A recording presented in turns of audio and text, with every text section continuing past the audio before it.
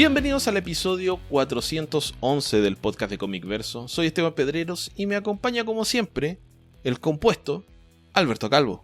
Hola Beto, ¿cómo estás? Hola, ¿qué tal? Muy bien, gracias. Qué bueno Beto, qué gusto oírte. Hace tiempo que no hablábamos, ¿no? Pues lo normal, ¿no? Una semana. Bueno, un poquito más de una semana, ¿no? Porque grabamos la vez pasada el martes y estamos grabando ahora el miércoles 11 de diciembre. 8 días. Cierto, justamente. Sí, otra semana más de grabación, Beto. Me acordé de un compañero de trabajo que no estuvo tan compuesto, más bien los opuestos de compuesto, jugosos le decimos por acá, Beto, así que de ahí viene tu sobrenombre o tu adjetivo de esta semana. No entendí ni qué era el jugoso ni qué era el compuesto, entonces solo asumo ahora que son opuestos, pero no sé qué significa. Ok, compuesto es una persona que se comporta bien, que no causa alboroto. Que guarda la compostura. Uh-huh. En cambio, una persona jugosa, eso ya es más argot chileno, es una persona que, a contrario sensu, no guarda la compostura, se comporta mal, generalmente bajo la influencia del alcohol. Sí, ya cuando lo explicaste dije, ok, creo que ya sé dónde viene el jugoso. Acá generalmente se les dice mala copa. Ya, sí, esto es como más informal. Mala copa suena hasta como, no sé, una forma literaria de decirlo, Beto. Ok. Y acá también después se volvió popular un meme. ¿Ah, sí? Sí, ya saben cómo me pongo, ¿para qué me invitan? Ah, sí, ese también es popular por acá. Igual que el con todo, sino para qué. Ese creo que no tanto. No lo sé. Tampoco soy tanto de seguir memes. O sea, cuando entiendo un meme es porque sí ya alcanzó un nivel de propagación muy extenso. Claro, eres el último en enterarte de que es meme. No el último. De entrada hay mucha gente que si le dices un meme te va a decir, ¿qué? ¿Qué es eso? Ah, pero eso no se han enterado, Beto. Sí, también. Ok. ¿Qué te parece si empezamos a responder preguntas que nos llegaron esta semana? Me parece bien. ¿Por dónde quieres empezar? Partamos por YouTube, Beto, que hace rato que no nos llegaban preguntas por YouTube. No tanto, o sea, también está hablando de ese ángulo. Lo que pasa es que te acostumbraste a los bloques de Ricardo y era el que sí tenía algunas semanas que no preguntaba. Es verdad. Pero hace un par de episodios que no nos llegaba nada. Digamos que después de ese parón de un mes que tuvimos, bajó la interacción vía YouTube. Ok, entonces partiendo en YouTube, el primero que tenemos es de Blast TV, que dice: hola estimado, saludos desde Honduras. Tengo una pregunta para ustedes. Sé que hay varios personajes de los cómics de la Golden Age que ya son de dominio público.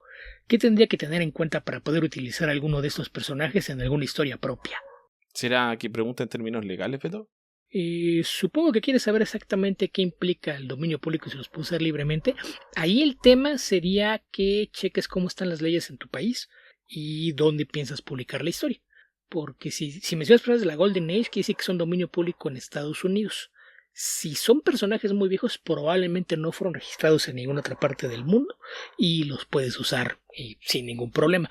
De otro modo, necesitas ver si se publicaron alguna vez en tu país y si en este país también ya cayeron dentro del dominio público, que en general es difícil que algún país tenga leyes más restrictivas que las de Estados Unidos. Entonces, bajo esa premisa, es casi seguro que los puedes utilizar sin ningún problema. Asegurando, claro, que en efecto está en el dominio público y no solamente que tengas esa impresión.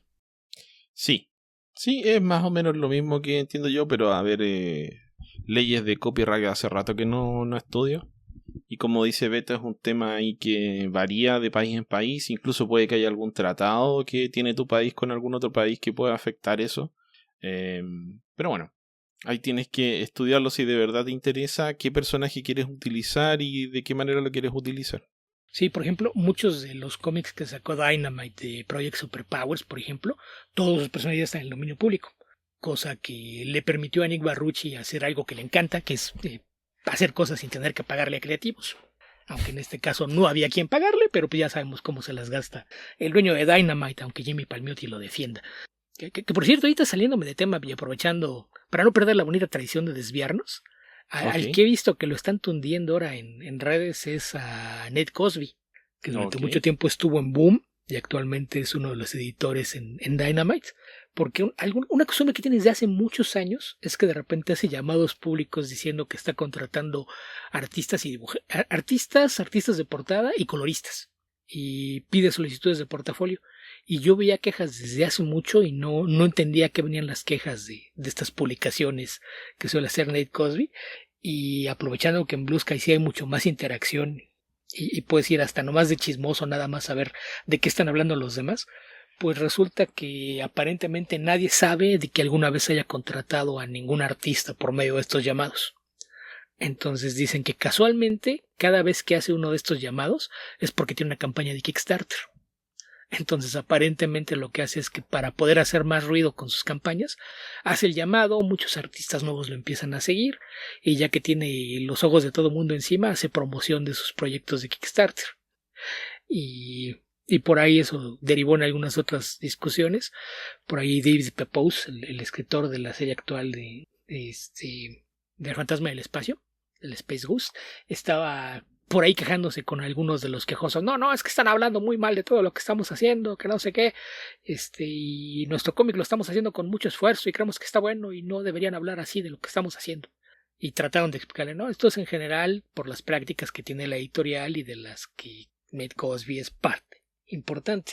No estamos diciendo que sean basura, pero es que una de las publicaciones de las que quejaba había copiado datos de los solicitations de los títulos de Dynamite para dentro de un par de meses. Y la verdad es que es una de esas cosas que de repente te preocupa el estado de la industria, ¿no? Que hemos hablado ya aquí varias veces del problema de que están creando un mercado falso que se sustenta únicamente en lo que pueden sacarle a las portadas variantes y a los coleccionistas que caen en el rincón de completistas. Porque la lista la publicó, si no me recuerdo, fue Ibrahim Mustafa, y la cantidad de portadas variantes que tiene anunciadas Dynamite para dentro de un par de meses sí es de tintes ridículos, ¿no? Porque a veces cuando tienes lanzamiento de una nueva serie, pues es normal, ¿no? Que tienes un número 1 y le pones 10 portadas variantes. ¿Por qué? Pues porque estás tratando de hacer ruido alrededor de tu nuevo lanzamiento. Pero ves el listado y no hay un solo número que tenga alguna razón por la que debiera ser especial en ese sentido. Y es un absurdo porque te encuentras con cómics que es el número 7 de una serie y tiene 23 portadas variantes.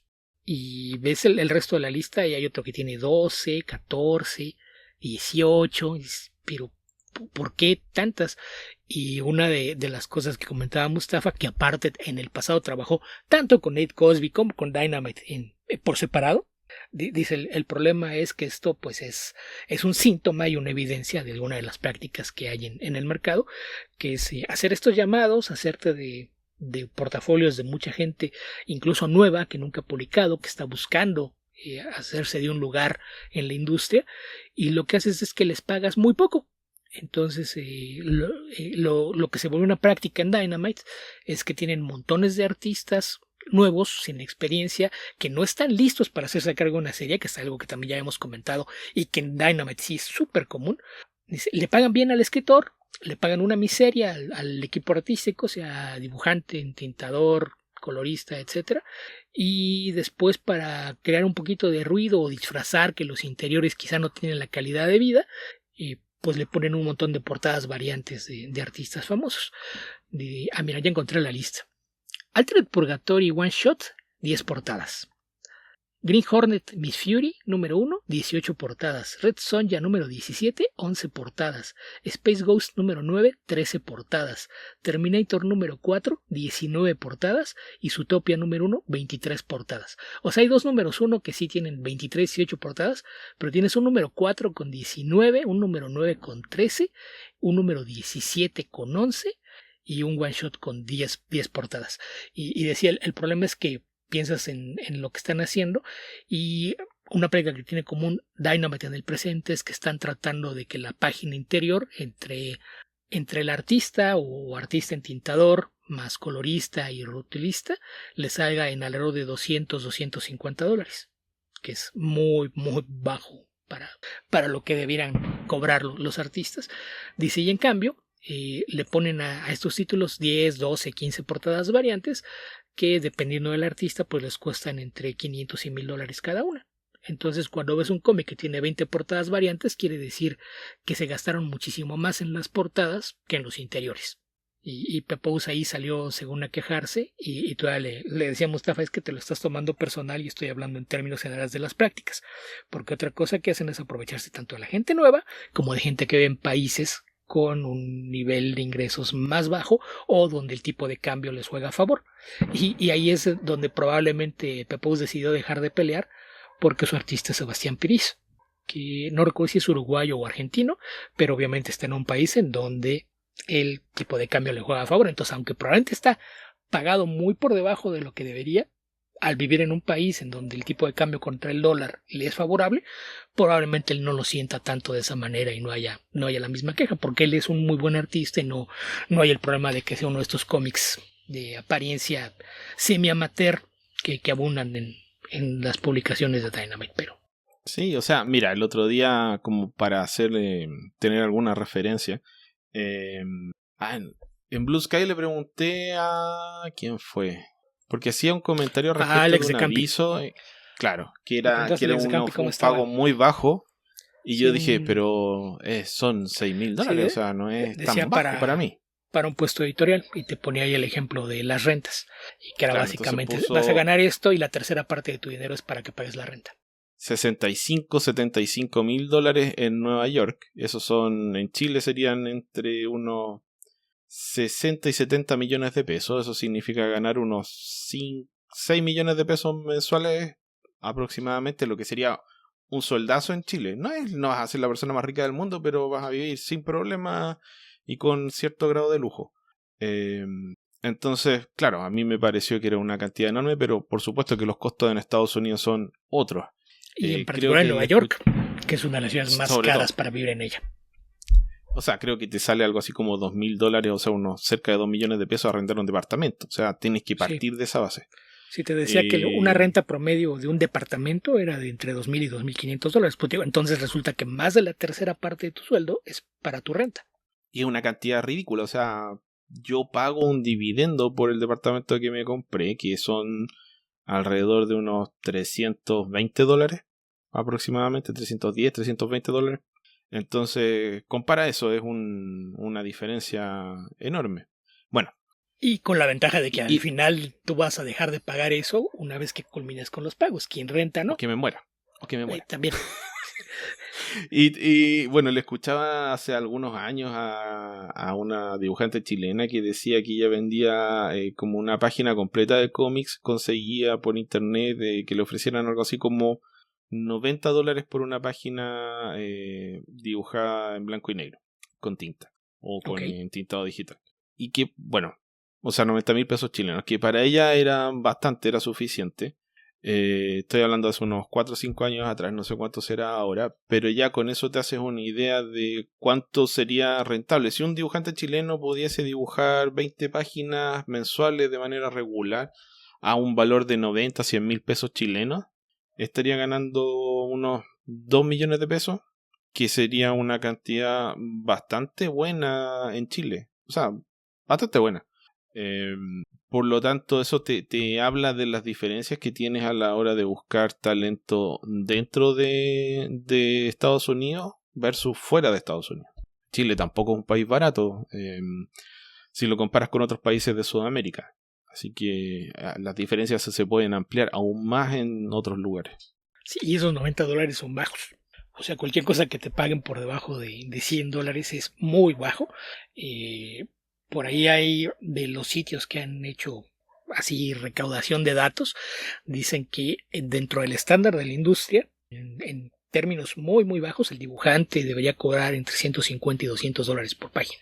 Y que el arte de una página, o sea, olvidándote del escritor, lo que sería el trabajo de el dibujante y intentador o el artista completo, más el colorista, más el rotulista, un costo por debajo, pero que sería como que el mínimo aceptable serían $350. Entonces, si dice que Dynamite está tratando de mantenerlo entre los $200 y $250, pues están bastante abajo. Niveles de producción rata, como decimos por y acá. yo mencioné hace algunas semanas que el plan de los dueños actuales de IDW es aún peor, porque ellos esperan lograr mover las cosas para que les cueste $200 producir una página completa, con todo y el dibujante y el trabajo del editor, que generalmente el editor no se cuenta ahí porque esos son asalariados que sí están en nómina, no son freelance. Entonces tienen un salario fijo y a esos generalmente, en lugar de pagarles menos, lo que haces es darles más trabajo. En lugar de contratar 5 editores para que controlen tu línea, le pagas a 2 o 3 y que ellos se encarguen de todo. Entonces es algunas de las prácticas que se dan, pero pues eso, pero ya nos desviamos mucho del tema, pero sí era algo que quería comentar porque me llamó la atención, porque Cosby siempre ha visto sus publicaciones, y aunque tenía mucho tiempo que veía que la gente se quejaba de que estaba haciéndolo de nuevo, no había visto más comentarios al respecto, pero ahora sí hubo muchísimos artistas que se manifestaron a raíz de esto, y sí, en efecto hay una campaña de Kickstarter de un cómic de propiedad de Cosby en estos momentos, entonces parece ser que sí hay un patrón ahí con lo que hace. Sí, me da la impresión de que suele ocurrir que se juntan en las convenciones, salen a tomar un par de tragos, a conversar, y de repente alguien dice, oye, ¿te ha pasado esto? Sí, me pasó. Y después ya están todos alerta y sobre aviso de lo que algún fulano anda haciendo por ahí en la industria.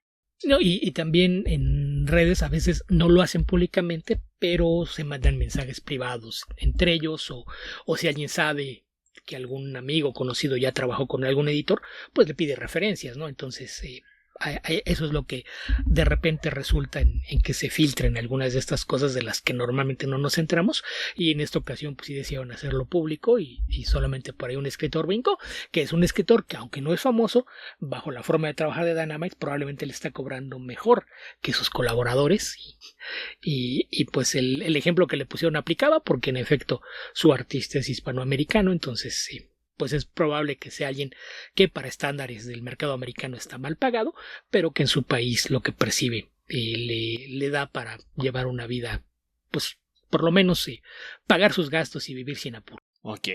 Bueno, ya ni me acuerdo cuál era la pregunta con la que partimos. Lo del dominio público. Y los llegamos acuerdos, a un lado, sí. Nada que ver, pero en fin. Siguiente pregunta, Beto. La siguiente también de YouTube. Tenemos un pequeño bloque, Ricardo Pérez, que dice: hola caballeros, un gusto escucharlos. Envió lo siguiente: ¿cuál dirían que ha sido hasta ahora el mayor éxito de Peter Milligan? ¿Human Target?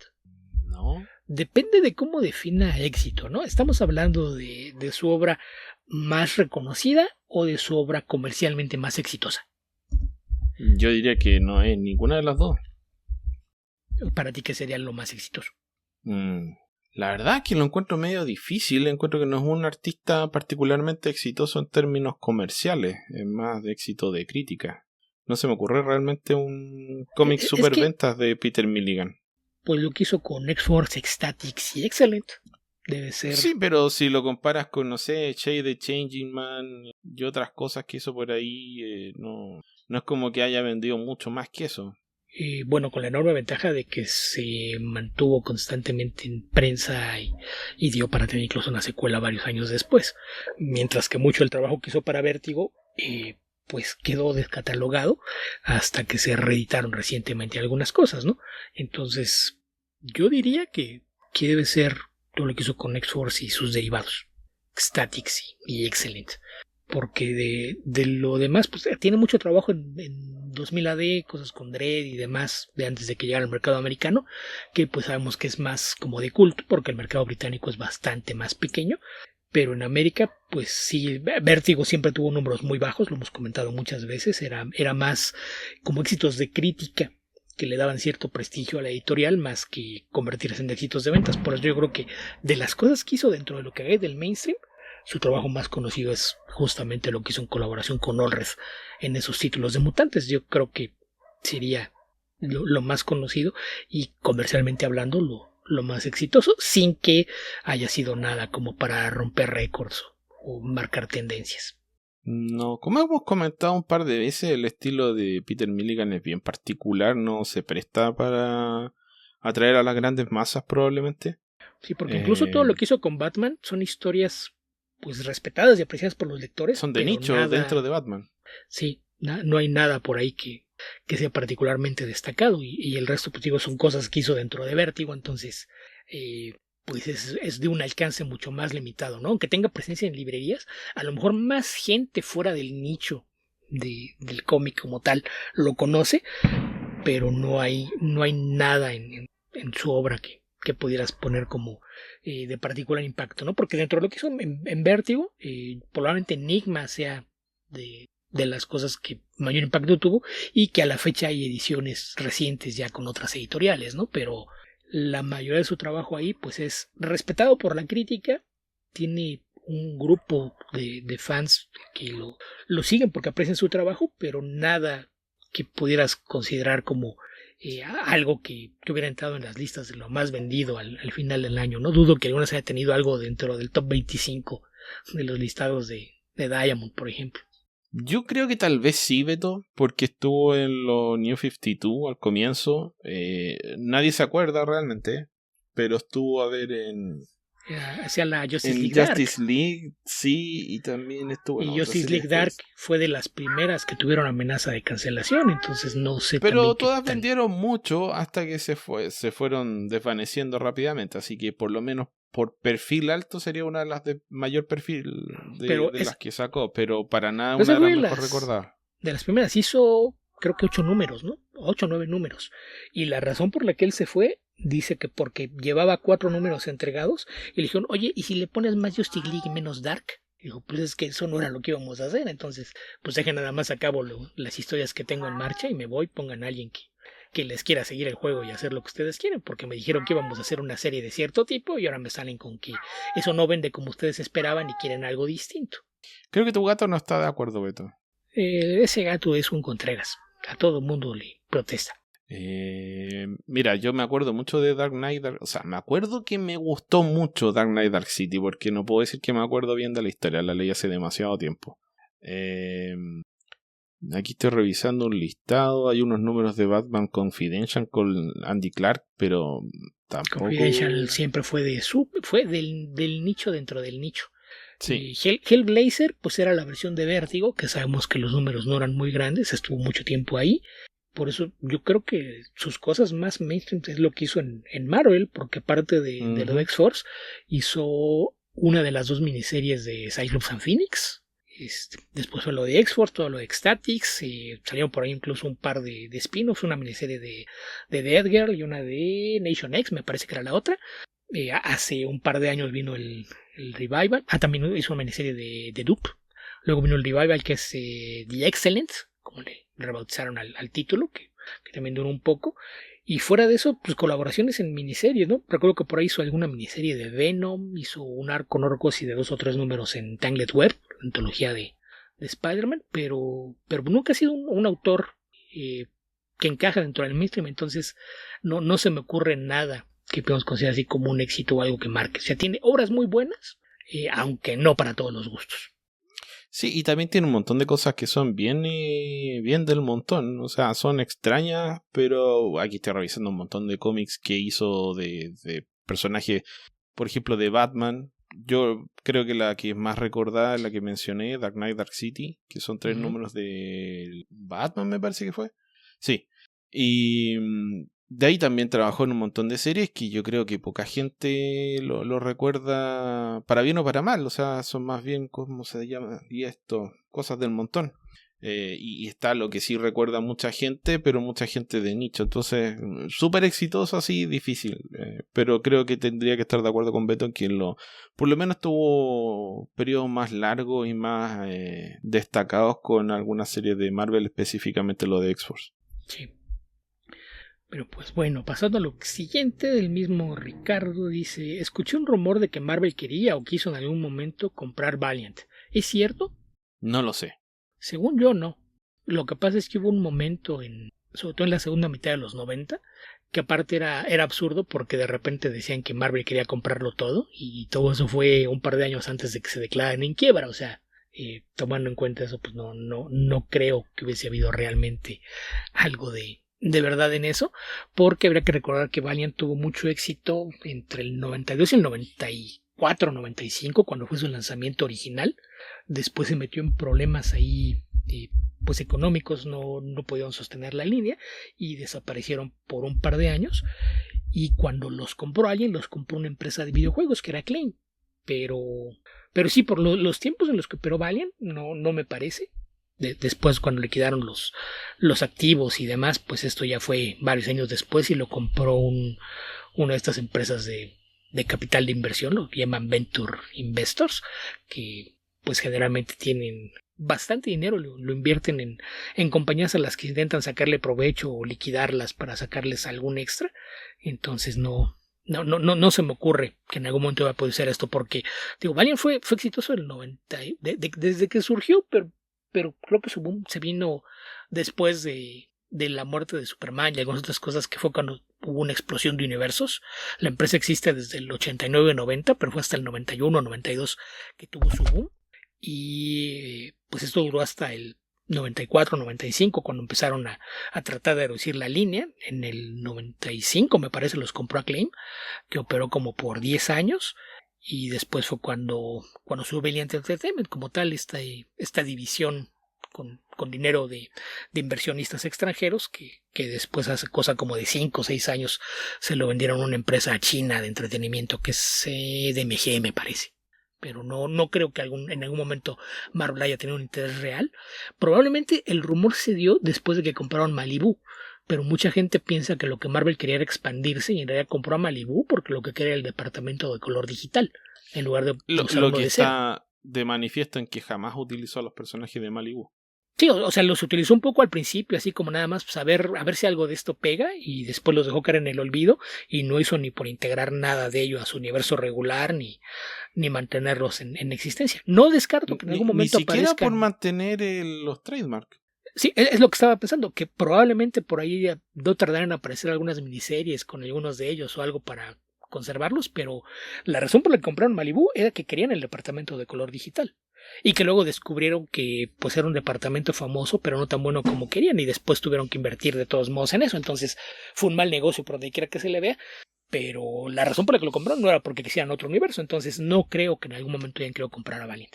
Sí hubo muchos rumores en aquel entonces de que querían comprar editoriales chiquitas, pero yo no creo que haya habido verdad detrás de ninguno de ellos. Sí, bueno, y ahí entraron en un periodo bien negro donde incluso se especuló que DC iba a comprar a Marvel.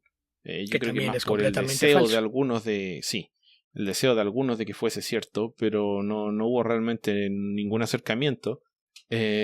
Así que yo por lo menos no había escuchado ese rumor, y como señala Beto, por los tiempos no se me ocurre un momento en el que hubiese sido buena idea. O sea, en los momentos en que se pudo no había recursos, y en los momentos actuales existen recursos de sobra, probablemente falte el interés, pero Valiant está ahí como en una situación media extraña, aparece y desaparece cada tanto. Sí, y ahorita que tienen el capital chino, pues en teoría les irá mejor, pero también ahí corrieron con mala suerte porque los chinos le metieron dinero pensando en crear un universo en cine, y el primer proyecto que ya estaba en marcha cuando ellos llegaron fue Bloodshot. Y sí. Bloodshot tuvo el problema de que Bloodshot se estrenó en cines una semana antes de que cerraran los cines en Estados Unidos por la pandemia. Entonces, además no era una gran película. No, pero no tiene ni siquiera forma de saber de cómo le hubiese ido de forma natural en un estado normal de las cosas. Cayó en el peor momento en el que se podía haber estrenado. Porque el hecho de que sea bueno o mala rara vez tiene que ver con el éxito comercial. Entonces sí, probablemente no lo hizo tan bien, pero no hubiese perdido dinero de la forma en que lo hizo. Probablemente sí, pero yo encuentro que sí tiene relación o es más indicativo la permanencia en cines que el éxito inicial, porque hay muchas películas que recaudan muchísimo en 2-3 semanas y desaparecen, pero las películas que consiguen que la gente las vaya a ver por mucho tiempo, esas son las que en general son por lo menos entretenidas, son disfrutables. Que eso no implica que sean buenas. De otra forma no habría una trilogía de películas de Venom. ¿De qué? ¿De Venom? Venom. Sí, o podrías haber ido con Avatar, Beto. Eso habría sido aún peor. Pero también está Titanic, Beto, que estuvo creo que medio año en cine. Una locura. Nunca he visto Titanic. Me dije el profesor que jamás la voy a ver. Vi la primera de Avatar, perfectamente olvidable. Lo único que la hacía memorable era el innovador sistema de 3D que tenían aquel entonces, pero no. Y pues bueno, es es un tema aparte. Pero sí, Valiant es una empresa que incluso sus personajes no tienen el poder de permanencia como para pensar que alguien tuviese interés en absorberlos para hacer cosas con ellos. Entonces, habrá que ver si estos inversionistas chinos se quedan con ella un rato a la espera de ver si logran hacer algo en otros medios, pero lo veo difícil. Sí, tal vez no sea lo suficientemente distinto. ¿Qué más, Beto? La que sigue es una de esas que no sé si tengo una respuesta como tal, porque es de esas que nos podría llevar un programa entero. Dice, ¿cuáles han sido las historias que más les gustan o más cariño les tienen de Marvel, DC, Image, Dark Horse y Valiant? O sea, no solo de una editorial, nos pide de 5 editoriales distintas, historias que nos hayan gustado mucho o que les tengamos cariño. Y tomando en cuenta que yo tengo más de 40 años leyendo cómics, pues la lista es inmensa. No, esto es como, no sé. Creo que Marvel y DC es muy difícil porque es una cantidad muy grande. Incluso en y Image. Sí, que iba a ser una distinción en el sentido de que Image tiene muchas historias muy buenas que me gustan mucho, pero a la vez son, en la gran mayoría de los casos, proyectos muy independientes. Se siente un poco injusto destacar a uno por sobre otro. Es como, una cosa es decir cuál es tu historia favorita de Flash y otra es hacerte elegir entre 40 series que no tienen nada que ver una con otra, que no tienen continuidad tampoco. Que lo mismo aplica en Dark Horse, salvo el universo de Hellboy y Valiant. Y en el caso de Valiant he leído muy poco como para tomar una decisión. Sí, esto es de esas preguntas que son demasiado generales como para darle una respuesta que funcione. Sí, porque además me estás diciendo una historia, ni siquiera un título, porque una cosa es decir Flash y otra cosa es me voy por Flash para no tener problemas, y otra decir, no sé, velocidad terminal. Sí, porque dice de Marvel, pues tan solo de Spider-Man puede sacar una lista enorme, o de los X-Men, o de Daredevil, y de DC lo mismo. Por personaje podría hacer listas y nos llevaría mucho rato. Entonces hablar de las historias completas es un tema aparte. Y con las otras editoriales, pues el hecho de que sean muchos cómics de autor, pues hace que sea todavía más complicado. Sí, elegir por cada uno de los personajes más destacados de estas editoriales ya sería una elección muy larga. De hecho, cuando hablamos de la película Innombrable, destacamos un montón de historias de Superman. Y nos quedaron bastantes más en el tintero y han aparecido muchas más desde entonces. Y le podemos hallar hasta complicaciones adicionales. Se me ocurre al menos un título que pasó por 3 de esas editoriales. Gru the Wanderer. Sí. Que su segunda editorial fue Marvel. Estaba contando por cuántas Epic. de estas editoriales pasó Conan y me quedé en 2, entonces dije, ¿cuál era el otro? Sí, no, Conan estuvo en 2 de estas nada más, Marvel y Dark Horse. No, pero Gru partió en Pacific. De Pacific pasó a... No, en estuvo, de ahí pasó a Marvel, donde lo publicaba Epic. De ahí pasó a Image. Y de ahí pasó a Dark Horse, que es donde sigue hasta la fecha. Ok, Beto. ¿Qué otra pregunta tenemos por ahí? Dice, ¿existe algún crossover de algún personaje de cómic americano con personaje de manga? ¿Se podría hacer? Personaje de manga. No se me ocurre alguno, pero de que se podría hacer, pues claro que se podría hacer. Es exactamente lo mismo que lo que pasa con los crossovers intercompañías, ¿no? Ahí el hecho de que se produzca en otro país es un tema que no debería tener nada que ver. Están los casos de los crossovers de Batman con algunos personajes italianos, el más reciente con Dylan Dog, que aparte ya antes se había dado uno parecido, ha tenido crossovers con Josh Dredd, que es inglés. Entonces, de que se puede, se puede. El tema es que los mangas, hay algunos son propiedad de sus autores, hay otros son propiedad de las editoriales, y pues todo dependería de que lograsen llegar a un acuerdo con los dueños de esos personajes y los equipos creativos para ver de qué forma lo harían. Y en este caso la complicación adicional sería en qué formato lo harías, porque no es lo mismo hacer una historia en la que quieras mezclar a estos personajes y poner otro formato, que por ejemplo en el caso de los de Batman y Dylan Dog se publicaron en formato de cómic americano.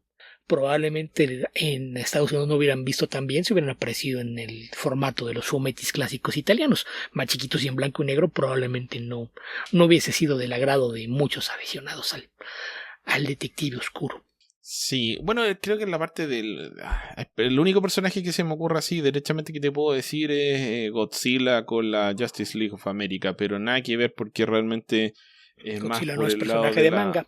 y de la producción de Legendary, no es por el lado japonés de Godzilla, es por el lado estadounidense de Godzilla. Sí, y que ahí por la cantidad de dinero que le inyecta Legendary a la franquicia tienen algunos beneficios que a veces suenan hasta ilógicos, ¿no? Porque hace un mes se cumplieron 70 años de Godzilla Y por ejemplo, Godzilla Minus One, que es del año pasado, fue la película con la que Toho celebraba el 70 aniversario de Godzilla. Y tú te preguntas, ¿y por qué la sacaron un año antes? Y resulta que el contrato que tienen de colaboración con Legendary hace que Toho no pueda hacer una película de Godzilla el mismo año que Legendary vaya a hacer una. Entonces, como se venía la más reciente de King Kong y Godzilla, el nuevo imperio, Toho no podía sacar una película de Godzilla este año, aunque fuera su 70 aniversario. Esas cosas absurdas, pero pues ahora sí que los que ponen las cantidades fuertes de dinero son los de Legendary y eso les compra algunos beneficios adicionales. Sí, de que podría resultar absolutamente. No veo ninguna razón por qué no. Puedes integrar a un personaje en el estilo del otro, buscar un contexto en el que funcione mejor la historia. Hay algunos personajes que son más aptos para crossover que otros. Por ejemplo, las Tortugas Ninja han hecho crossover con todo el mundo prácticamente. Creo que es cosa de tiempo para que hagan un crossover con algún personaje de manga, pero probablemente no tendrían mayor dificultad en hacerlo. Sí, ya a estas alturas creo que es más fácil que vas a algún crossover entre personajes de Marvel o DC con algún personaje de manga a un crossover nuevo entre las dos editoriales. Sí. El tema es, ¿les interesará a los autores del manga o no? Porque creo que por ahí pasa el tema, ¿no? Que son muy celosos de su trabajo, entonces no veo eso mucho material de manga que se produzca fuera del ámbito del control del autor, que creo que es la situación ideal, pero... Incluso por eso no ves muchos crossovers entre mangas populares, justamente porque los autores son muy celosos de su trabajo, entonces esa clase de colaboraciones no es algo que se dé fácilmente. Sería mucho más fácil en el caso de propiedades corporativas. Sí, y porque en general, bueno, no sé si en general, pero hay muchos casos en que los mangas están centrados en una historia en particular que están contando o en un arco de un personaje versus Superman o Batman que tienen la historia del mes, de la semana, del año, lo que sea, donde realmente una historia más de Batman, una historia menos de Batman da lo mismo, no afecta el desarrollo del personaje. En cambio, no sé, interrumpir el trabajo de X, digamos que, a ver, se me olvidó cómo se llama, el de Ichiro Oda, por ejemplo, para que haga un crossover de... ¿cómo se llama esta cosa? La serie de los piratas, Beto, del tipo de goma.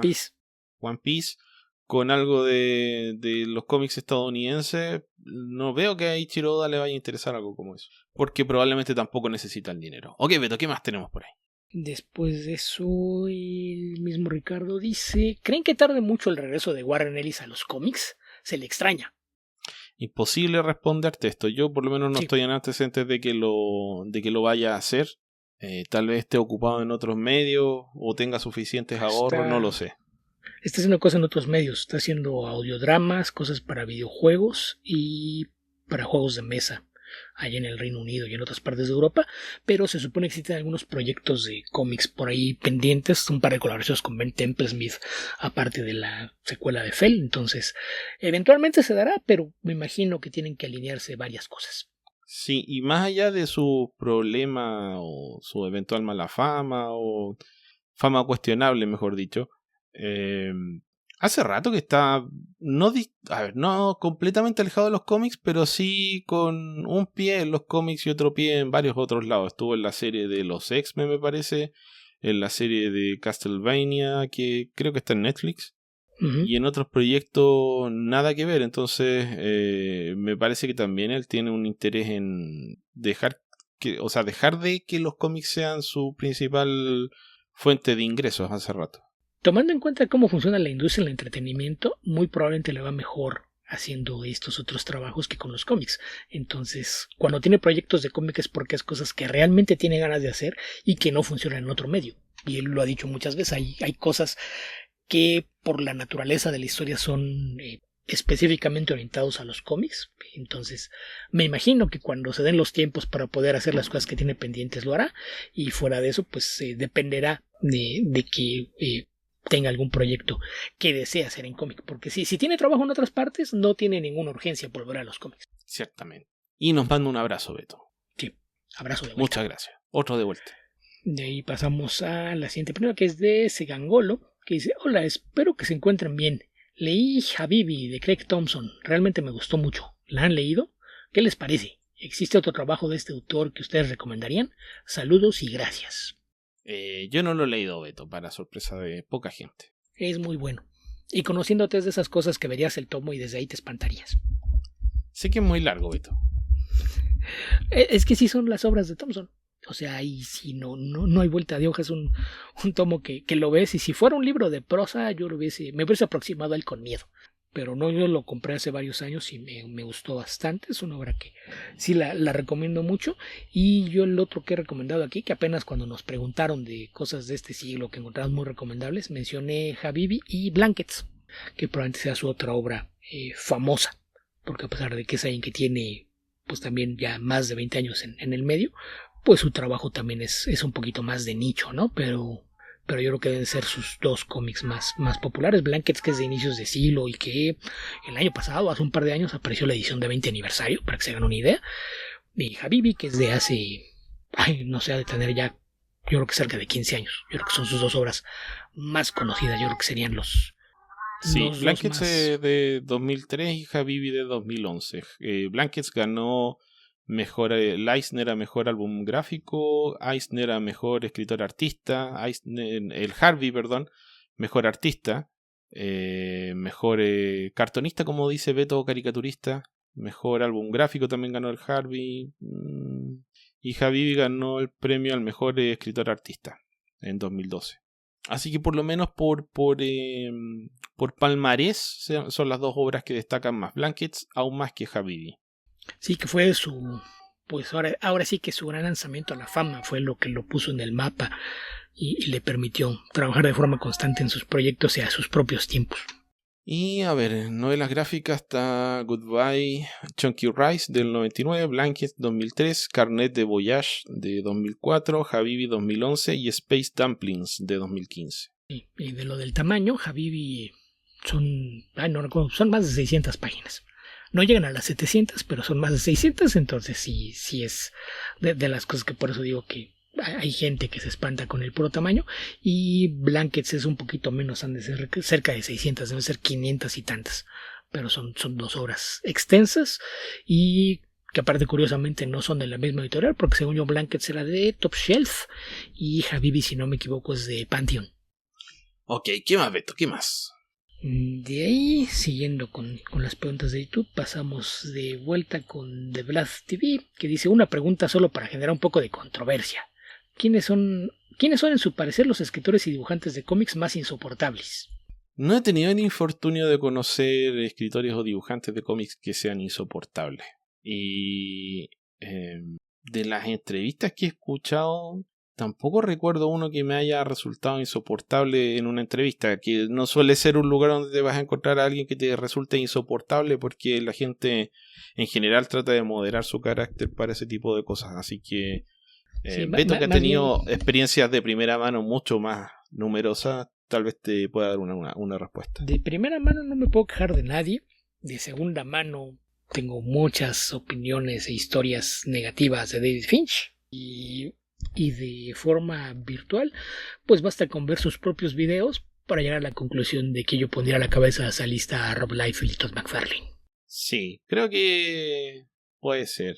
Pero así de primera fuente... Recordemos que Liefeld es la clase de persona que cuando alguien le preguntó qué pensaba de que el crédito en Deadpool dijera co-creado por Rob Liefeld y Fabián Nicieza, dijo: Fabián tuvo la fortuna de trabajar conmigo. Si hubiese sido el conserje de Marvel o el encargado de la limpieza, él sería el co-creador de Deadpool.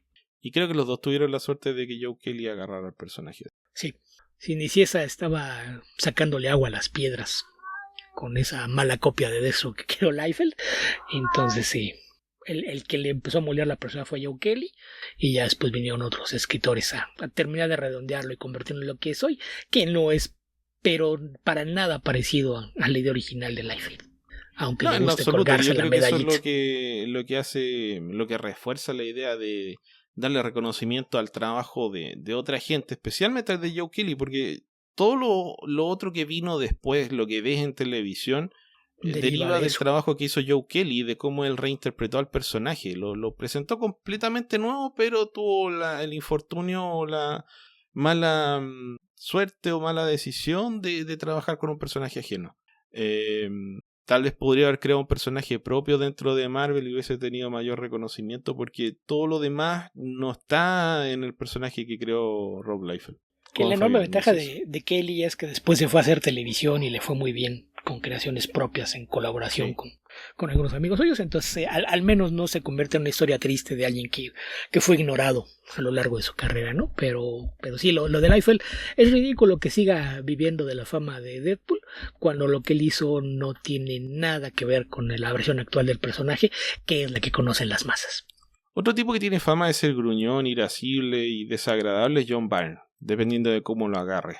Pero es que yo con esas historias de los irascibles, yo no sé qué tanto puedes confiar en ellas, porque creo que se dan más bien. Porque, por ejemplo, quien llegó a México con fama de insoportable fue Chris Claremont. Cuando me ofrecieron hacer el panel con él, yo incluso tenía mis dudas y resultó ser uno de los paneles que más he disfrutado. Fue súper tratable, su esposa es lindísima, entonces la fama ahí no se entiende.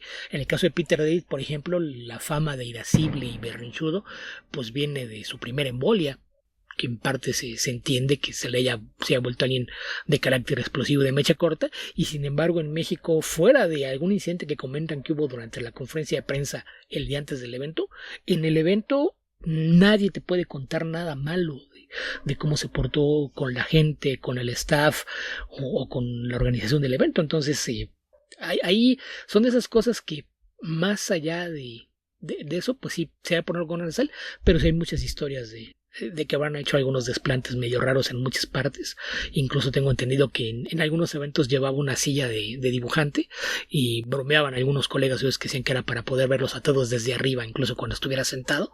Hay también una historia que no sé en qué otro evento, en lugar de firmar las cosas, llevaba un sello con su firma y lo utilizaba cuando le llevaban a firmar reimpresiones y TPs, porque decía que ponía una copia de su firma en las copias de su obra. Entonces sí tiene algunas historias por ahí raras, pero no sé realmente qué tan ganada sea esa fama o no. Porque de una otra forma sigue teniendo trabajo, lo cual se entiende por el éxito que tuvo hace años y que el nombre de Byrne todavía pesa, pero ahí sí no. Al menos no me ha tocado cosas de verlo que haya tenido problemas con otros de sus colegas y demás, a diferencia de como se ha pasado con Liefeld y McFarlane, que tienden a ser incluso pendencieros y sin razón aparente, porque todo su legado artístico es una basura y se creen la reencarnación de Jack Kirby, par de idiotas. Sí, bueno, y hay gente que insiste en que Rob Liefeld es un tipo muy muy creativo y lo comparan con Rob Liefeld, con Jack Kirby justamente, pero en fin. Pero el primero que lo hace es McFarlane. Recuerda que no, es que la gente se queja porque Rob dibuja feo. A ver, ¿cómo no decía nada de las rodillas cuadradas de Jack Kirby? Sí, bueno, una cosa es una persona que sabe dibujar y que simplifica el dibujo, y otra cosa es una persona que nunca aprendió a hacer bien el trabajo. Sí. Ok. ¿Qué más, Beto? ¿Qué más? Ya se nos acabaron las preguntas de YouTube, ¿no? De YouTube, sí. Entonces, ¿qué prefieren? Nos vamos a Discord, hay una en Blue Sky y un par en Twitter. Vamos a Blue Sky. Blue Sky. Ok, en Blue Sky tenemos solamente una pregunta que es de Héctor McCoy, que dice: hasta el día de hoy, ¿qué personaje principal de cómics, no secundario, no clase C, X, Y o Z, se vale villano, creen que haya sido más maltratado en su adaptación en cine o televisión? Saludos. Flash. Y yo aquí tendría que preguntar cuáles son las clases X, Y y Z. ¿Por qué tenemos 26 clases de personajes? Tenemos coordenadas 3D para elegir el personaje. Sí, no lo sé. ¿Y cuáles son los A y cuáles son los B? ¿Y qué pasa con los C que evolucionaron a A? Donde caen todos los guardianes de la galaxia, por ejemplo. Pero trata de responder la pregunta. Sigamos el principio de la improvisación. Sí, pero los guardianes de la galaxia eran personajes C. Entonces, ok, esto de tener que hacer traducción. Yo cobro por traducir, ¿saben? Pero bueno, bajo esa premisa, no sé, a Flash se lo podría desmentir con la serie de Wilson y de Meo.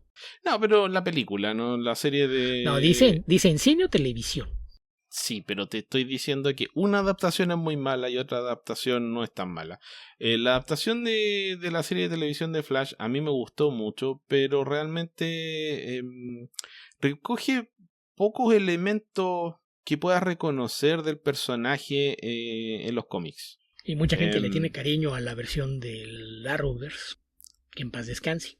Sí, esa era una versión un poco más cercana a los cómics, pero también es algo que en lo que han incurrido muchas de estas adaptaciones es que mezclan a Barry con Wally. Le quitan un Pero poco sí de la están los... inteligencia y de la seriedad de Barry Allen, pero utilizan el nombre que es más reconocible. Y le dan buena parte del carácter de Wally West, que lo hace mucho más querible. Pero eso incluso lo hizo DC, que te sorprende. Sí, justamente. Así es de que ahí incluso puede decir que es una buena adaptación. Sí, vamos a hacer un collage de los dos. Bueno, la serie de televisión de Flash, la segunda serie de televisión de Flash con Grant Gustin, vi solo la primera temporada y me parecía que era una buena serie. Bastante fiel a los cómics, por lo menos en espíritu. La serie de los 90, fue del 90 me parece, de Wilson y Dimeo, también me gustó mucho, era mi serie favorita de esa época.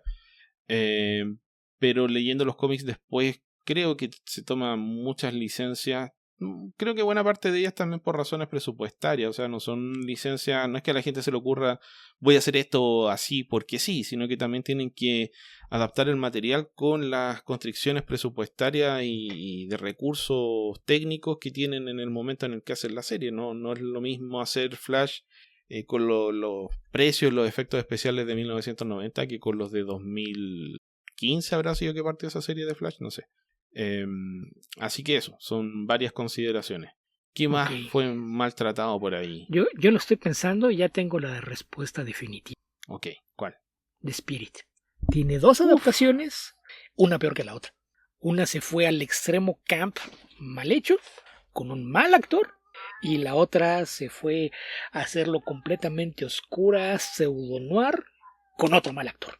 Yo diría que es bien camp, Beto, también la versión, pero es más kitsch que camp la versión es kitsch, sí, no es camp. Es camp de forma involuntaria. Es tan absurdo lo que hizo con el Miller. Kitsch y el noir que se convirtió en kitsch. Entonces se le pasó es mala por donde la veas. Y la de Sam Jones, solo agradezco que nadie haya tomado el piloto, porque esa no era una película, era un piloto para una serie de televisión. Entonces, pues sí, las dos son malas por donde le busques. Entonces, sí. Incluso yo recuerdo que cuando vino Will Eisner a México, la convención que lo trajo decidió en su honor proyectar la película en el auditorio del centro de convenciones. Yo decía, en su honor, por amor de Dios, ¿qué clase de grosería es eso? Y aparte lo van a sentar ahí en primera fila. Venga, para que vea la película de su personaje. ¿Por qué hacen eso? Y yo creo que no hay nadie que haya sido más maltratado porque es 0 de 2. Dos bólidos surgidos de un buen personaje. No hay nadie que haya sido más maltratado que él. Y un personaje que además tiene el problema, o sea, yo creo que es muy fácil adaptar al Spirit. Creo que sería muy fácil hacer una película de Spirit sin alejarte para nada de Spirit. Entonces que con un material tan adaptable hayas hecho dos películas tan malas es bien difícil de entender. Y estuvimos cerca de tener una buena película. Sí sabes quién iba a hacer una versión animada. No me acuerdo en estos momentos. Brad Bird. Oh, ok. Y hay algunos animatronics de lo que estaba haciendo. Estaba tomando el arte de Will Eisner y animándolo. Y la verdad es que lo veías, y esto fue un proyecto que tuvo a finales de los años 80, a principios de los 90. No recuerdo si era para una película o para una serie de televisión, pero lo que estaba haciendo con la animación hubiese sido algo que de haberlo concretado hubiese tenido el impacto de Batman de Animated Series. Hay algunos animatronics que son... No, iba a pensar en un secundario, pero la de Steel es bien mala también. Steel incluso ya cayó en el olvido y está le dije nadie lo pela, ese yo lo pongo como en...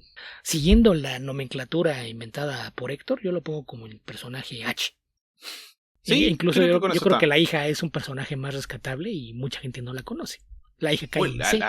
Bueno, también es un personaje secundario, la de Jonah Hex es bastante mala. Es bastante mala. No la he visto, pero caería ahí. La compré, tengo el DVD, lo compré por morbo y no he reunido el valor para verlo. Tenía demasiado dinero ese día, Beto. Me costó $1. Por eso, demasiado dinero. O menos de $1, creo que estaba en un botadero de 10 pesos. ¿Sí? ¿Por qué no? Lo he hecho con cosas peores y a veces resultan entretenidas. Para ponerte un ejemplo, tú no lo vas a entender, pero muchos de tus escuchas sí. Hay una pareja de hermanos que en los 70 y 80 hacían películas muy baratas, mayormente de delincuentes y narcos, que son los hermanos Almada. A finales de los 80 hicieron una película de ciencia ficción, Los Guardianes de la Dimensión Prohibida. Y esa igual fue una cosa que me encontré haciendo un bote igual de... Quizás me costó $0.50, $1. Y dije, ¿por qué no? Vamos a ver qué harían estos tipos si los dejan hacer una película de ciencia ficción. Y es tan mala que casi es buena. Entonces, esa es la razón por la que a veces me arriesgo con esas cosas. Pero la de Jonah Hex no he reunido la cantidad suficiente de morbo para verla. Ok. ¿Qué más, Beto? ¿Qué más? Pues con eso acabamos en Blue Sky. Entonces nos quedan un par en X y varias en Discord. Ok, vamos con las de Discord entonces, Beto. Ok, en Discord partimos con Yoko. Dice, ¿qué opinan de los cómics de Captain America escritos por Mark Waid? ¿Les gusta el arte de Ron Garney en dicha etapa? ¿Qué opinan de la evolución de dicho dibujante a lo largo del tiempo?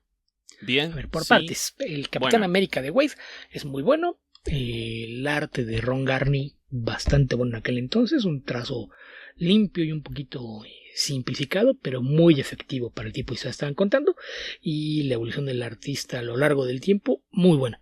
Es alguien que se volvió de un trazo bastante más sucio y orientado más a cosas que se prestan para hacer cómics de crimen quizá que de superhéroes, pero en general a mí me gusta mucho el trabajo de Ron Garney desde entonces y hasta la fecha. Sí, yo creo que Ron Garney tal vez ha tenido un par de proyectos donde no ha entregado lo mejor, pero creo que también tiene que ver con las circunstancias del caso, no con que él haya desmejorado como dibujante. Por ejemplo, se me ocurre un caso que fue bien comentado en su momento como un trabajo muy malo de Ron Garney, fue unos números de la Justice League of America escritos por Kurt Busiek, que eran una especie de secuela del JLA Avengers, y efectivamente el dibujo de Ron Garney era muy malo en esos cómics, pero me parece también que tuvo que dibujar muy a marcha forzada. En general tiene un trazo que es tal vez demasiado suelto para algunos entintadores. Hay que buscar un buen compañero de trabajo para Ron Garney, porque en la medida que lo emparejes con otro buen artista, un buen entintador, el trabajo destaca muchísimo. A mí de repente me recuerda un poco, es como una versión más abstracta y de Mike Zeck, Beto. No sé si te genera un poco esa sensación. Un poco. Yo creo que tiene mucha influencia de Mike Zeck y de Michael Golden. Yo creo que serían sus dos influencias más marcadas. Entonces sí me parece que es un buen artista y creo que ha mantenido su nivel a lo largo del tiempo. La serie Berserk, que está creada por Keanu Reeves con Matt Kindt, el trabajo es impecable, así que yo por lo menos no le objeto nada. Sí, a mí me gusta mucho su trabajo desde los 90, cuando yo veía algunas de las cosas que hacía algunos de los cómics de los Midnight Suns de Marvel. Creo que era el dibujante regular de los Night Stalkers cuando partieron, y su arte le sentaba muy bien, ese trazo suelto le sentaba muy bien historias de horror dentro de un mundo de superhéroes. También en aquel entonces hizo varios números de Ghost Rider, por ahí de mediados de los 90, 93, 94 quizá. Fue cuando yo me familiaricé originalmente con su trabajo. Después de eso, en Capitán América debe haber sido, pues fue que 95, 93 debe haber sido. Y sí, de ahí su siguiente proyecto fuerte fue el Silver Surfer. Fue justo antes y justo después de los Heroes Reborn. Uh-huh. Sí, eran el equipo creativo antes de que se fueran, y cuando regresaron que los echaron básicamente, le dijeron, no, la serie no, ya no siguen en la serie, se la vamos a pasar a Rob Liefeld y después hoy por favor vuelvan. Sí, fue un experimento, ustedes disculpen, sigan como iban por favor.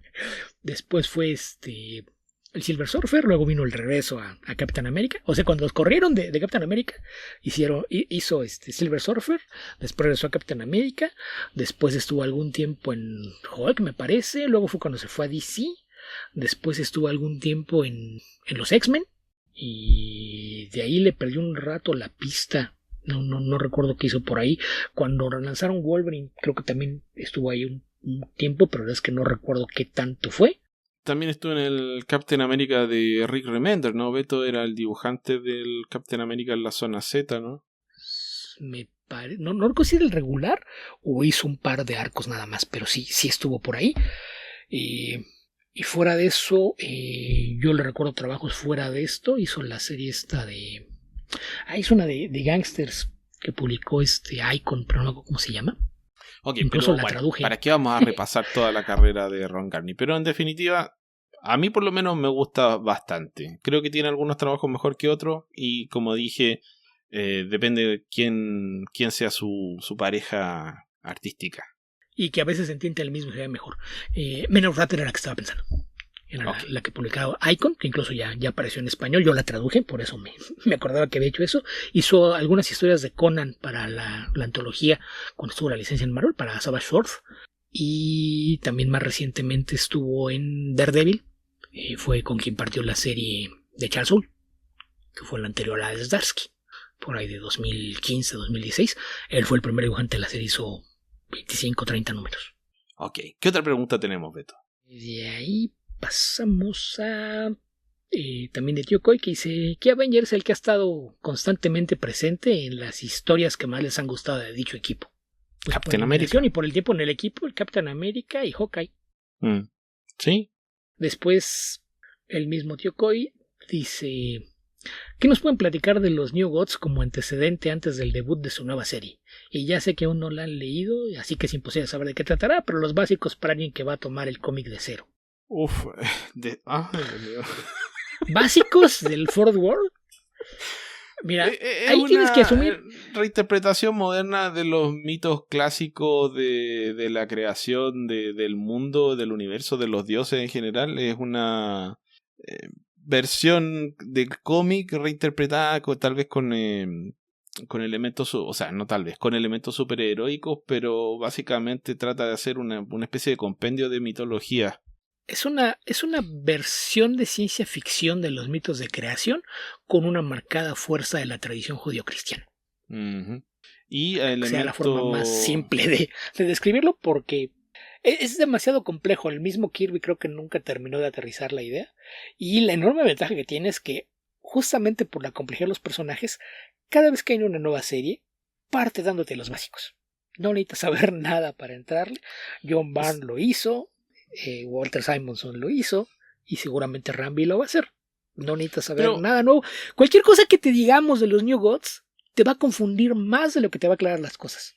Es más probable que Rambi te dé la información que necesitas a que tratemos de explicarlo de una forma clara. Probablemente las primeras páginas te lo van a explicar, pero a grosso modo tienes dos personajes centrales y tienes los personajes secundarios que son muy relevantes, pero es dos planetas que están en una guerra eterna, que son Apocalypse y Nueva Génesis, o New Genesis, que están liderados por un dios malo, que es Darkseid, y un dios bueno, que es el Highfather. Y después de una guerra sangrienta que los enfrenta por milenios, deciden hacer un pacto, y el pacto, para que ninguno de los dos quiebre esta tregua. Es una tregua estilo medieval. Claro. Intercambio de rehenes. Hacen un intercambio de sus hijos. A su que lo cuide el otro. Exacto. Entonces tienes el primogénito de Darkseid va a New Genesis y es Orion. Y el primogénito de Highfather es Mr. Miracle, Scott Free, que va a Apocalypse. Y ahí también metes elementos de la naturaleza versus la crianza, Nature versus Nurture, donde tienes al personaje que es bueno de corazón. No es posible corromperlo en el infierno. Y al personaje que viene del infierno sí lo puedes redimir en el cielo, que es Orion. Entonces a esos tienen los elementos centrales del drama de New Genesis, pero son representaciones tan digamos trascendentales de elementos, tan arquetípicas, tan importantes, que se prestan para cualquier tipo de drama que quieras contar, y esa es la gracia que tienen los personajes de los nuevos dioses. Sí, a grosso modo eso es de lo que trata. Y generalmente todos los temas que exploraba Kirby era la exploración del bien contra el mal. Entonces, sí. Bajo esa premisa puede ser casi cualquier cosa, y es lo que ha ayudado a que haya reinterpretaciones que resulten exitosas y más accesibles, porque ya estaba ahí toda una base muy muy marcada. Entonces yo creo que Rambi podrá, sobre todo al venir de una cultura distinta y que no hay nada aquí de los mitos de creación que vengan de Asia. Yo creo que él va a involucrar un poquito de ahí, porque es algo que él también ha tocado. Son temas que él ha usado en su obra bajo su propia experiencia religiosa. Digo, Kirby era judío, por eso se va mucho sobre la tradición judío-cristiana. Muy probablemente Rambi le va a inyectar cosas de otras mitologías. Entonces yo creo que eso va a ser por lo menos interesante. Sí. Sí, definitivamente. Y además tienen este estado de resurrección permanente en DC, porque avanzan y retroceden. Cada cierto tiempo llegan a alguna historia cúlmine y los personajes vuelven al origen. O sea, si se acuerdan de Final Crisis, Darkseid reapareció en el cuerpo de Dan Turpin y se recrearon los nuevos dioses de Apocalipsis en la Tierra y trajeron el infierno a la Tierra, etc. Años después vino esta estupidez de Jeff Jones de Trinity War, donde eventualmente descubrimos que Darkseid renació como un bebé. Demonio. Que lo terminó. ¿Qué pasó con ese bebé? En un momento lo tenía Batman, pero después ya se me perdió de vista. Algo pasó con ese Darkseid en estas historias de Scott Snyder, que fue el personaje, que creo que el tipo que mejor aprovechó esas tonteras. Y probablemente buena parte de eso va a quedar en el olvido y se va a rehacer en la nueva serie de Rambi. Dudo que lo retome con todos esos elementos porque son bien confusos cuando los vas tratando de tocar de manera, digamos, darle un aspecto más orgánico. Tratar de meter todas las historias dentro de una historia es algo que no cuadra mucho con, por ejemplo, el Darkseid que hizo que Superman y Wonder Woman pelearan en el Olimpo, cosas por el estilo. Ese es Action Comics 600, me parece. Creo que sí. No lo sé. John Byrne con entintado a George Pérez, por allá por el Sí, ese es el 88. Sí, ese es el 600. Ok, Beto, ¿qué otra pregunta tenemos por ahí? El mismo tío Kobe, ¿qué tropo de cómics ya no le sorprende y los tiene cansados? Creo que por definición un tropo no te sorprende, tío Coy. Ajá, nunca. Y que te tenga cansado, pues es cíclico. En los superhéroes se da mucho. Y que te canse, pues es en el momento que te cansas de un lado. Yo por eso paso por muchas etapas de dejar de leer cómics de superhéroes por un tiempo. Cuando siento como que todo el mundo está volviendo a lo mismo, tratando de reciclar cosas todo el tiempo, me alejo algunos meses, un año, algo así, y ya, porque para mí los cómics de superhéroes ya son, es como comida de confort. Sé lo que tiene, sé que difícilmente va a ser algo que me sorprenda, pero cuando se ejecutan bien, me gustan. Entonces, cuando siento que las cosas no van bien o que están repitiendo cosas, antes de que me canse o me harte, mejor busco otra cosa en que entretenerme, pero... Sí, es que, mira, tío Coy, para mi modo de ver es como que me dijeras, ¿qué aspecto de tu rutina diaria dejas de hacer con mayor frecuencia? El 90% de lo que aplican Marvel y DC es una sucesión de tropos. Tan simple como eso. Y buena parte de los cómics que terminan llamándote la atención cuando ya llevas mucho tiempo leyendo cómics, no es que inventen tropos nuevos, sino que les dan un giro, buscan una forma de aprovecharlos o de jugar con tus expectativas. Que claro, tú una vuelta sientes de que están haciendo lo de siempre y le sacan una vuelta. Es como dicen, a veces la mejor forma de crear una buena historia es romper las reglas. Que hace poco Robert Cargill, el guionista de casi todos los periodos de Derrickson, daba un ejemplo que me parece el perfecto para entender lo que significa romper una regla. Dicen que una regla cuando escribes historias es jamás mates al perro. Y de repente piensas que una de las franquicias más exitosas de los últimos 10 años se creó a partir de matar al perro, que es John Wick. Entonces, esa es la cosa. Los tropos existen por algo, porque funcionan, porque te crean atajos para contar las historias. Entonces, qué tanto te cansen o no depende de qué tanto los hayas visto y de qué forma los utilicen en las historias que estás consumiendo. Si hayas una forma original de utilizar el tropo y hacer algo más con él, que bueno, si no, es generalmente cuando te causa un conflicto. Pero sí, el cómic de superhéroes y de entrada, que es lo que más comentamos aquí y por lo que más nos preguntan todos ustedes, es 90% tropos. Entonces, pues eso, y deberíamos asumirlo y aceptar que la razón por la que seguimos yendo una y otra a los superhéroes es por esa familiaridad. Justamente los tropos son los que le dan ese atractivo, aunque sí, a la larga puede cansarte, pero pues el remedio siempre es hacerte un ladito, tomarte un respiro, buscar algo distinto y cuando sientas que lo extrañas volver. Sí, sobre todo cuando tiene por lo menos 2 editoriales que sacan 60, 80 cómics al mes durante, ya, ¿cuánto va? De 80 años, es difícil que quede alguna piedra sin levantar. Y el hecho de que sean tropos no lo hace explícitamente malo, no va de la mano. Un ejemplo claro, todo lo que se hace en Mark Waid desde que volvió a DC, mayormente de la mano de Dan Mora, Es una sucesión de tropos, pero tropos bien utilizados. Sí. Ok, Beto. ¿Qué otra pregunta tenemos? Creo que ya nos estamos acercando al final. Sí, nos queda poquito tiempo. JJ 2049. Ya hemos hablado de arcos o eventos que a algunos de nosotros nos gustan y a ustedes no. Ahora me gustaría que hablaran de esos cómics que a ustedes les encantan, pero he notado que la audiencia no comparte la misma opinión. Cough cough, el Spider-Man Dan Slott, cough cough. Aquí el problema es que nadie se manifiesta. El único caso de algo que nos gusta mucho y digamos que ahí no, es el Spider-Man Dan Slott porque tú no lo has mencionado 7 u 8 veces. Además que JJ te diría que en este caso el contrariano eres tú porque Dan Slott fue archi exitoso con su Spider-Man. Obviamente que hacia el término de su época ya como que estaban todos cansados, pero fue uno de los... Por algo estuvo 10 años en el personaje o más, porque tuvo mucho éxito. Si no hubiese sido exitoso y a la gente no le hubiese gustado, Marvel lo habría sacado cascando, porque Marvel no tiene muchos miramientos en ese aspecto. Bueno, DC tampoco. Más bien lo que pasa es que con Slott hubo controversia porque hubo gente a la que no le gustó, pero era gente muy vocal y que no se reflejaba en los números. Entonces ese es un tema aparte. Y a veces los fan Contreras son los que no leen las cosas. Entonces, no sé si sea tu caso, no sé si lo leíste y no te gustó o simplemente no te gustó lo que estaba haciendo, nunca te acercaste y te quedaste así. Pero en general no tenemos idea porque las únicas veces que alguien nos da algo de retroalimentación de algo que comentamos son positivas. Es cuando alguien nos dice, compré esto o leí esto porque lo recomendaron y me gustó mucho. ¿Qué más me pueden recomendar? Pero nunca ha habido alguien que nos diga, bueno, ustedes recomendaron esto y lo compré y no nos gustó.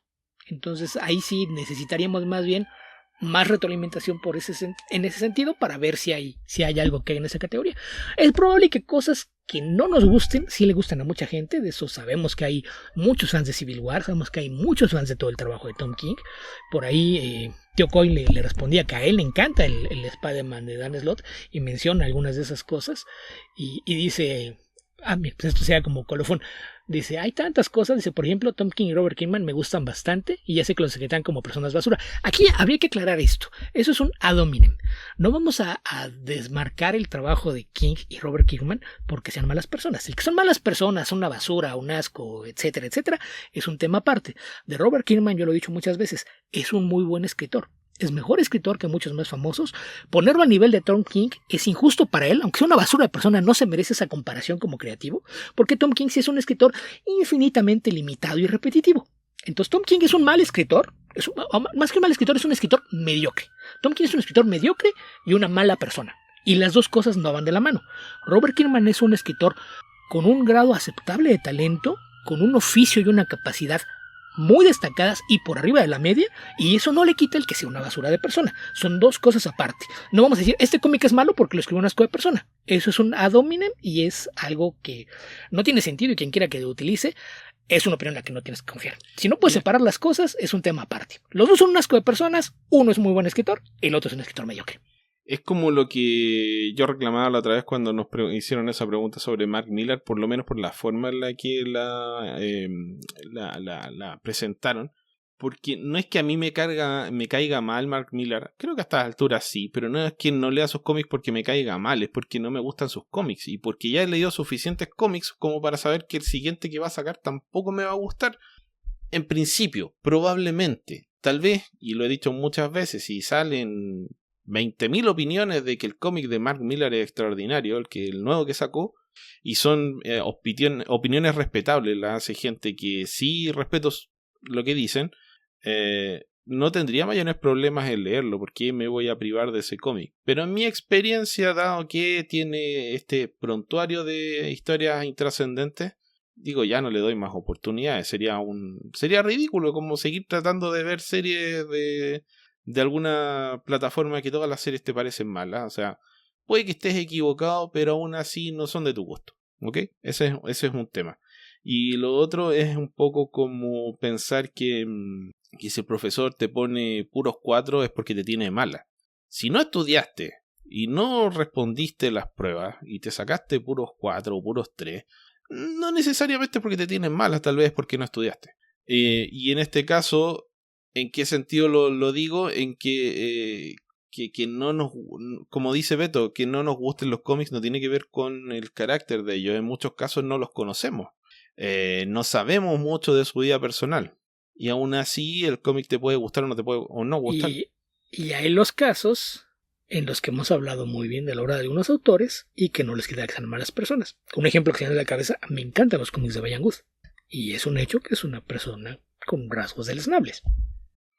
Sí, así que volviendo al tema, creo que nos tendrían que dar una lista de cómics y sea más o menos consensuada también, porque tendrían por lo menos que hacer unos comentarios de cosas que recomendamos y no les gustaron. Sí, que tú no estés de acuerdo, no sé si es un indicativo de que mucha gente no está de acuerdo.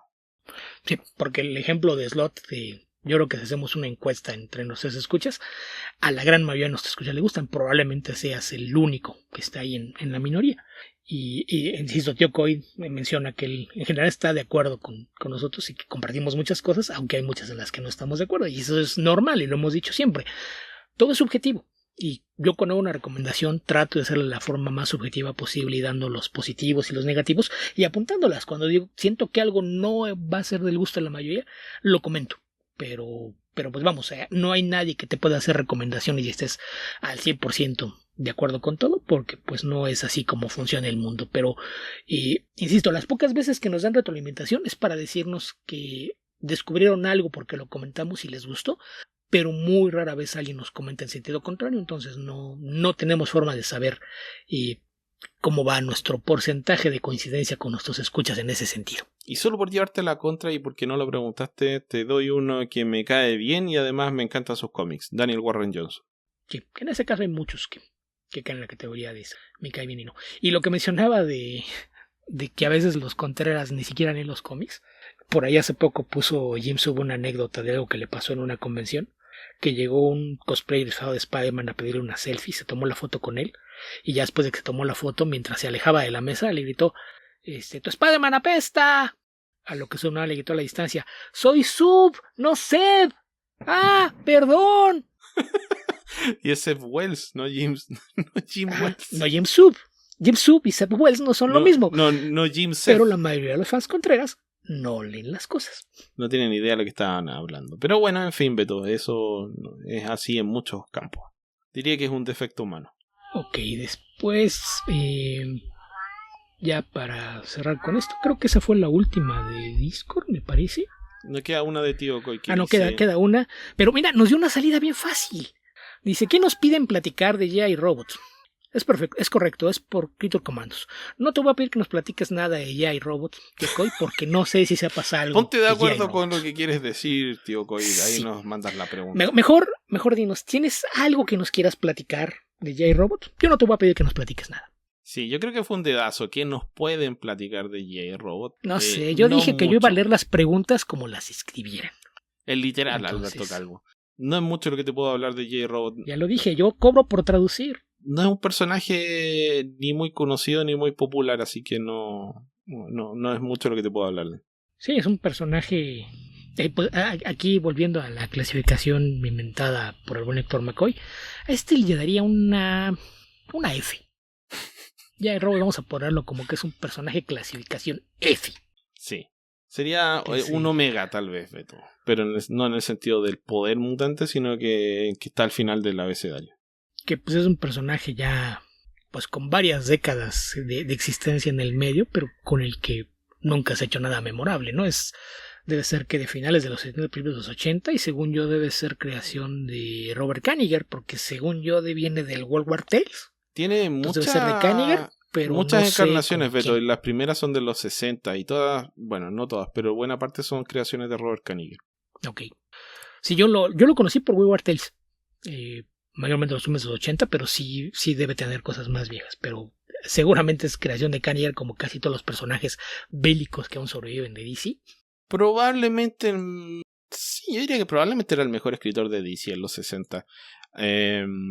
Mira, el primero es creación de Robert Kanigher con Ross Andru, publicado en 1961 en el número 101 de Star Spangled War Stories. Luego aparece el segundo, que es la misma revista, el número 125 en 1966, co-creado con Joe Kubert en esta ocasión. Y luego la que mencionas tú, Beto, es de 1981 de Robert Kanigher, nuevamente con Pepe Morino Casaras en Wayward Tales número 101. Y una cuarta versión ya en la misma serie, en el número 113 del 82 con Fred Carrillo. Y la última versión, o la más reciente, apareció en Checkmate, en el número 24 de Greg Rucka y Eric Trotman. Y si no me falla la memoria, eso es al final de la serie de Checkmate, que creo que duró justamente hasta el número 24 o tal vez un poquito más. Sí, no llegó a los 30. Y yo recuerdo la versión esta que hicieron como robots de batalla del Lex Luthor, que parece nada más en una historia en los primeros números de Batman Confidential. Pero ese no tenía nada que ver con los otros. O sea, fue nada más como tomar el nombre. Esa es la historia que de de Tim Sale con... ¿Cómo se llama? ¿Kryptonite? ¿Algo? No, la que digo es de Batman Confidential, la dibuja Wells Portacio y es uno de los escritores ingleses. No recuerdo si es Mike Carey o Andy Deagle. Creo que fue Andy Deagle, ya que estaba pensando en Superman Confidential. Sí, es de los primeros números de Batman Confidential. Creo que es no sé si es el primero o el segundo arco de Batman Confidential. Lo dibuja Portacio y el escritor es uno de los ingleses. No recuerdo si Deagle o Carey, pero es uno de ellos. Creo que fue Andy Deagle, Beto, creo. Ok. Sí, que en esa época estaba más o menos de moda porque había hecho Green Arrow Year One y poco antes de eso había hecho Losers, que en esa época creo que estrenó la película. Entonces, por lo menos su nombre era reconocido en ese momento. Sí, Carey en aquella época probablemente ya estaba haciendo cosas en Marvel, pero que todavía no llegaba a DC. Sí, ahora está Crossing Midnight probablemente estaba haciendo en esa época algo así. Sí, un Crossing Midnight es poquito después, pero sí.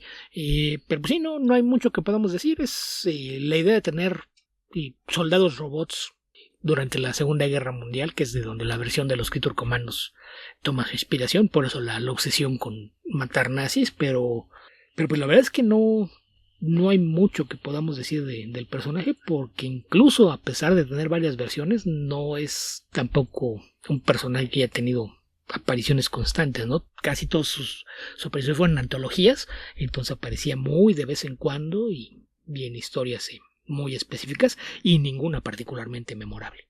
Sí, seguro que apareció en Crisis, pero solo porque en Crisis aparecieron todos los personajes de DC. Sí, todos. Seguramente aparece por ahí en algún fondo junto con los Losers o algún equipo militar similar. Debe estar por ahí como decoración en el fondo. Sí, probablemente casi sin diálogo. Pero bueno, ese era el objetivo de Crisis, que como festejaba los 50 años de DC Comics, tenía la intención de publicar que aparecieran todos los personajes de la editorial, de alguna forma. Aunque fuera por última vez. Sí. Ok, Beto, nos quedan solamente las preguntas de Cheater. Así que, ¿qué te parece si las atacamos y damos por cerrado este podcast, me parece ya? Ok, partimos con Gaider Abdul, que una vez más confirma mi teoría de que no nos escucha. ¿Han leído Here de Robert Maguire? ¿Qué opinan sobre ella? Esto lo comentamos en el episodio, ya lo fue a checar. No, ese ya lo retaste por eso en el episodio anterior, Beto. Menos, no, lo reté en Twitter. Le dije esa ya la comentamos. Ah, ok, lo retaste en Cheater. Ok. Pero pues, o sea, cuando hizo la pregunta tenía menos de un mes que la habíamos respondido, entonces a lo mejor nos oye, pero no nos escucha. De ahí pasamos a Israel de Darko Ortiz, que dice: actualmente me estoy poniendo al día con Spidey y estoy leyendo el mini evento Gang War de 2024. Sé que hubo una Gang War en el 87, ¿pueden hablar de ese arco? Saludos. Creo que tu gato lo leyó, Beto, yo no. No sé si lo haya leído, no creo, no había nacido. Y no sé si haya una reimpresión reciente de eso, porque es una historia, como ya mencioné, de los años 80 y que en su momento se republicó acá en México en los cómics nacionales y el asombroso Hombre Araña. Dice que lo leyó pues Marvel Unlimited, Beto, que no menosprecie su opinión. No lo sé. No creo que tenga acceso.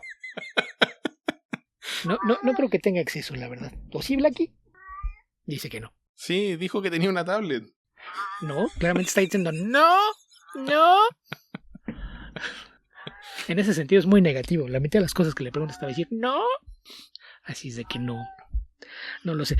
Pero es una historia pues relativamente simple, ¿no? La idea de Gang War, guerra de pandillas, pues era justamente enfrentar a los muchos jefes criminales de Nueva York, que es la ciudad en donde transcurren la gran mayoría de las historias de Marvel Comics, porque es en donde viven la mayoría de sus héroes, y tenía que ver con las maquinaciones de Rose, este personaje que en realidad era Richard Fisk, el hijo de Kingpin, que estaba tratando de crear una situación de caos en la ciudad para minar el poder de su padre y apoderarse de su imperio. Esa era la premisa básica, y tenías a la gente de la magia, como llaman a la mafia neoyorquina en los cómics de Marvel, en donde pues estaba el grupo de Silverman y el de Hammerhead enfrentados y peleando con muchas de las otras facciones criminales, como era la dirigida por The Owl, y algunos otros de los villanos de Marvel, junto con sus muchos enforcers con superpoderes, y donde pues el control de daños pues era responsabilidad mayormente de Spider-Man, Daredevil y Punisher, además de muchos de los otros héroes urbanos de la ciudad de Nueva York. Pero pues no es una historia particularmente memorable, y no sé si habrá mucho más que comentar de ella, pero ese fue la génesis, que es un conflicto entre las distintas facciones criminales de Nueva York, orquestado por Richard Fisk, alias The Rose, que quería minar el poder de su padre para apoderarse de su imperio criminal. Ok. Otra pregunta de Gaider, Beto, de hace 3 horas. Me gustaría que hablaran sobre formatos de cómics y cómo estos afectan la percepción o lectura en los mismos. ¿Es lo mismo leer una historia en formato manga o álbum europeo, digital? ¿Cuáles son las virtudes y defectos de los formatos que puedan recordar? Que aquí habría que hablar, digital no es un formato, digital es un medio. Y puedes leer en digital un álbum europeo, un manga, un cómic americano, un webcómic, todos esos los lees en digital. Digital es un medio, no es un formato. Y respecto al otro, habría que pensar en que la historia, generalmente cuando la creas pensando en el formato en el que se va a crear. Sí. Incluso si lo vas a serializar en cómics de grapa o si va a aparecer como novela gráfica, esto altera la forma narrativa. Entonces, la forma obedece a la intención, o a veces afecta la forma en la que cuentas la historia. Entonces, sí hay una diferencia. No sé qué más podríamos mencionar ahí al respecto. O sea, el formato, en muchos casos, estos ejemplos que pone del álbum europeo y el manga, pues tienen que ver con la práctica comercial en sus lugares de origen. Porque hablamos de álbum europeo para referirnos al álbum mayormente franco-belga, porque en Europa hay varios formatos. Ya mencioné hace un rato los fumettis italianos, que como la idea de tener cómics baratos, es cómic en papel revolución en un formato más pequeño, siempre en blanco y negro y con una impresión de la calidad apenas aceptable. Fue como nacieron los fumetti. El álbum europeo, al que llamamos así, que es el cómic franco-belga, era más algo orientado a convertirse en un artículo de lujo y utiliza un tamaño similar al A4, no siempre es porque a veces es más ancho, pero obedecía a esta idea de que era un producto que querían apelar a un cierto mercado y un cierto prestigio, por lo que se presenta de forma distinta. E incluso dentro del mercado franco-belga hay otros 2 o 3 tamaños que varían a veces dependiendo de la editorial, de las prácticas del país de origen, etc.